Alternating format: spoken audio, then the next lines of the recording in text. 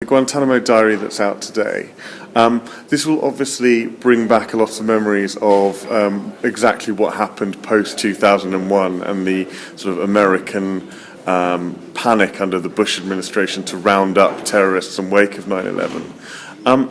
What is it, do you think, that we're learning through the book today? I mean, how far are we? A lot of people are saying after Paris we're sort of back where we started. Do you think that's the case?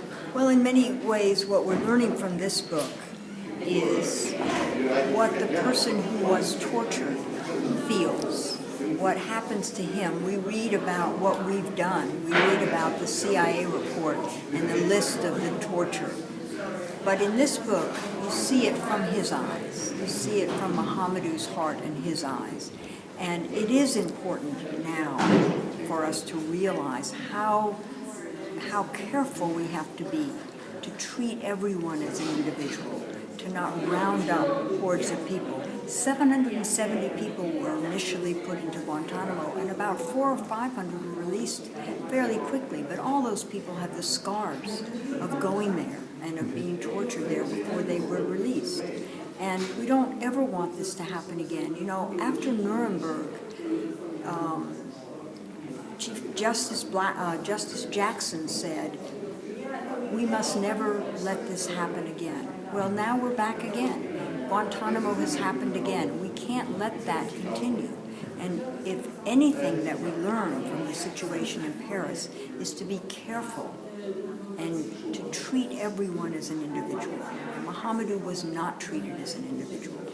He's an innocent man who was caught up, and we don't ever want that to happen again. You've campaigned 6 years, you've been to and froing with the administration to try and get this book cleared for release. What was it in the end that finally changed, that sort of gave you the green light to go ahead? The only reason we were able to go ahead was because we agreed, and Mohamedou agreed, to give up his attorney-client privilege that this manuscript had and send it back to everyone in the government for wherever they sent it to have all of it clear.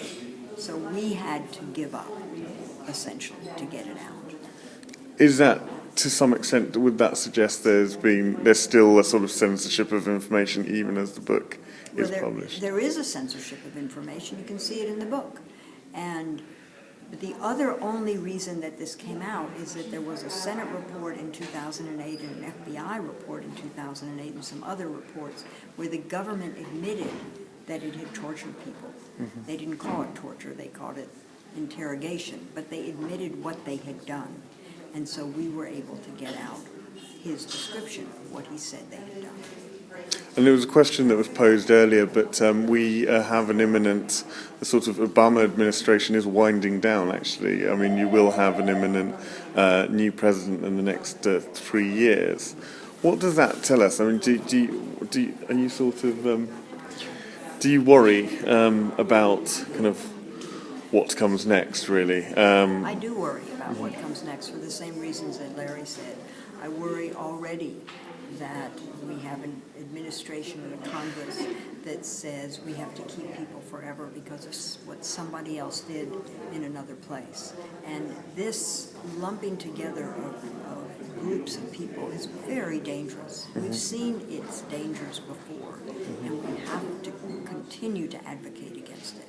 Mm-hmm. And in Britain, we're actually still waiting for the final sort of jigsaw piece in the sort of what happened during Iraq. There's a Chilcot inquiry, which is basically Tony Blair's involvement in the Iraq War and what happened, which a lot of people feel will actually sort of add to what we know about relationships between Britain and America. What's your sort of view on that? We don't have enough knowledge. We don't have nearly enough knowledge.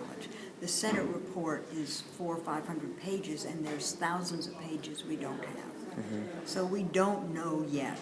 And the government, the United States government, is not permitted to hide that which simply embarrasses it. When you have a government that can work in secret, we cannot have a free society. So we have to continue to fight to get all these secrets out. We have to stop the censorship.